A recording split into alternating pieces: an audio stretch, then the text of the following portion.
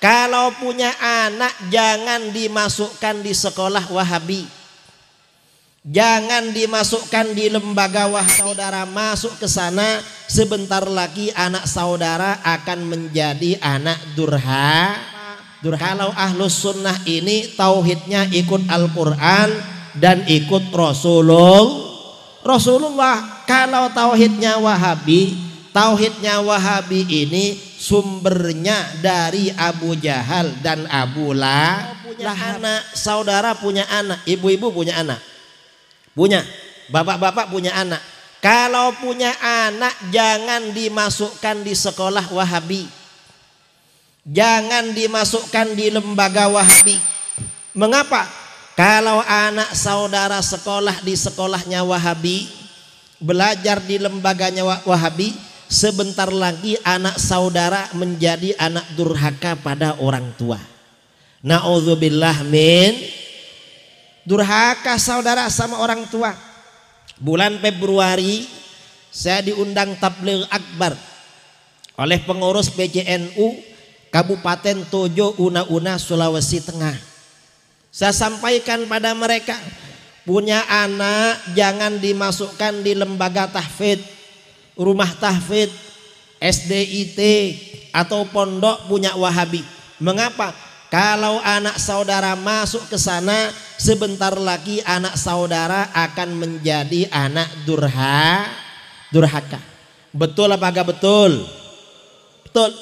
Setelah saya ceramah, ketua PCNU bilang, betul Pak Kiai, kalau masuk ke lembaga Wahabi memang jadi anak durhaka. Kok begitu? Ada kawan saya, tetangga saya, anaknya kelas 1 SD masuk sekolah Wahabi. Dapat 6 bulan, anaknya bilang sama ayahnya, "Ya, apa? Ayah ini kok sesat sih?" "Loh, kenapa sesat?" "Ayah tadi malam ada tetangga sebelah meninggal ikut tahlil." Itu sesat ya. Kalau ada anak menyesatkan orang tua, itu kira-kira anak berbakti apa anak durhaka? Anak durhaka. Dapat 1 minggu anak ini bilang lagi sama bapaknya, "Ya, ayah ini kok masih sesat." "Loh kenapa?" "Tadi malam ayah ada maulid di sebelah, ayah ikut kan." Sesat itu ya, menyesatkan lagi. Kalau ada anak menyesatkan orang tua, itu pertanda anak durhaka. Itu ketika orang tua masih hidup.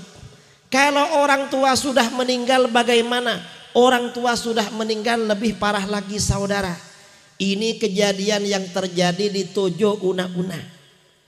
Ada seorang tua meninggal dunia, anaknya dewasa pengikut Wahabi garis keras. Anaknya ikut mengantarkan proses pemakaman di kuburan.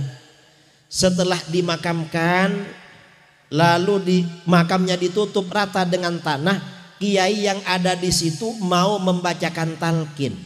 Begitu akan membacakan talqin, anaknya melarang sambil marah-marah, "Jangan baca talqin. Talqin ini bacaan sesat."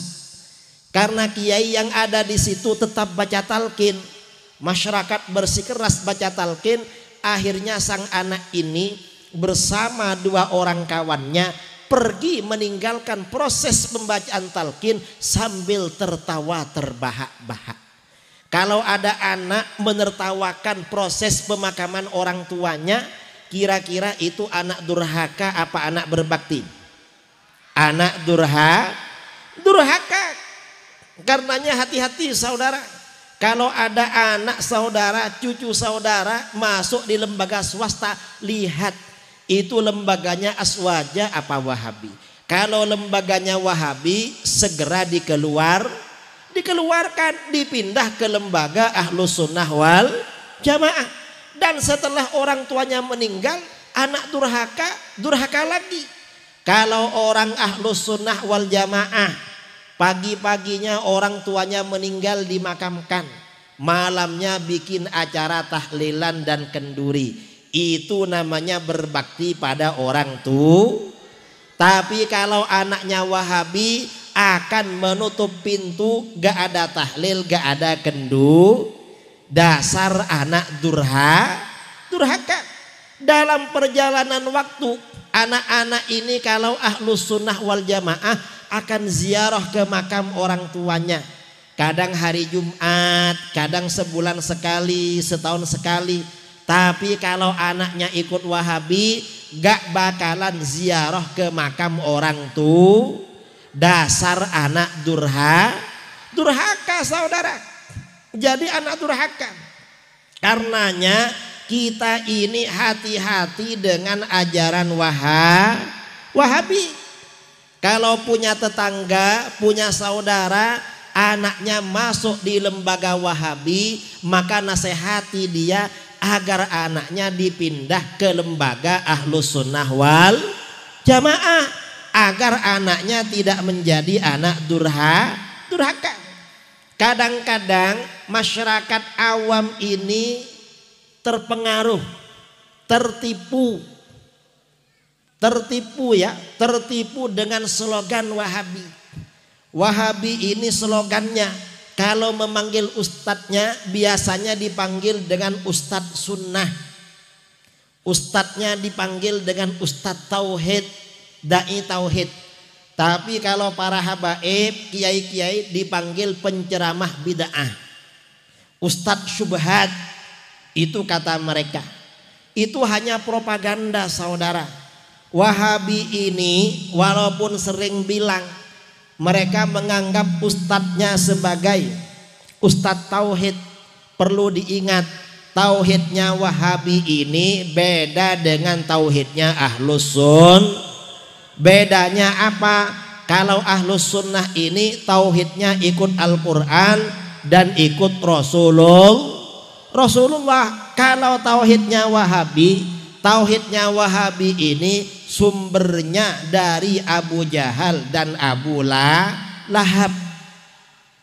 Itu tauhidnya Wahabi. Dan ini betul saudara. Mengapa dikatakan sumbernya dari Abu Jahal dan Abu Lahab?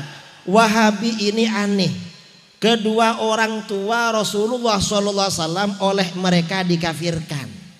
Tetapi Abu Jahal dan Abu Lahab yang sudah dinas di dalam Al-Quran itu kafir. Bahkan ada surat Al-Lahab. Di kitab-kitab Wahabi ada pujian kepada Abu Jahal dan Abu Lahab sebagai orang yang bertauhid.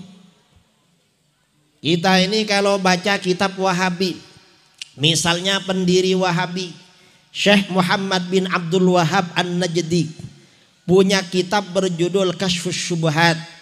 Atau ulama Wahabi yang sekarang namanya Ahmad bin Muhammad Bashmil punya kitab berjudul Kaifa Nafhamut Tauhid. Dalam kitab Kaifa Nafhamut Tauhid halaman 16 ada bab Tauhidu Abi Jahlin wa Abi Lahabin. Bukti kalau Abu Jahal dan Abu Lahab menurut keimanan orang-orang Wahabi adalah orang yang bertauhid. Ini aneh Wahabi saudara. Kalau Abu Jahal dan Abu Lahab dan orang-orang musyrik yang selevel dengan mereka oleh Wahabi dibilang orang bertauhid. Mereka bilang apa di kitab itu?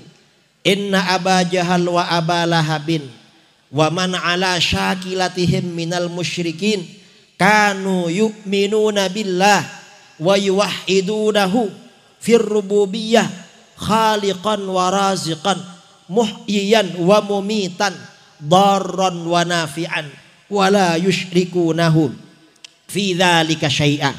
Kata Wahabi, sesungguhnya Abu Jahal dan Abu Lahab dan orang-orang musyrik dulu yang seperti mereka sebenarnya mereka selalu beriman kepada Allah dan mentauhidkan Allah secara rububiyah, bahwa Allah itu Maha Pencipta, Maha Pemberi rizki.